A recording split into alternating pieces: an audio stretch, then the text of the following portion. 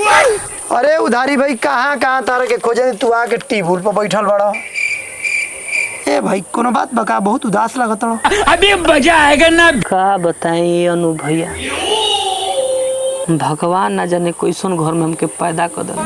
कहे अब का बताई, घर वाला खाली कहत रहो सब बियाह को ले आ करावत है नहीं खस। अब बताओ हमार बियाह अब ए उम्र में ना होई तो बुढ़ापा में होई। आ कहीं तयू करावत रस तो ऐसन पोंगा लेखा चोंगा लेखा लड़की लेके आवत रस कि अब हम काहे कहीं। अच्छा बताओ हमारा में कुछ कमी बा?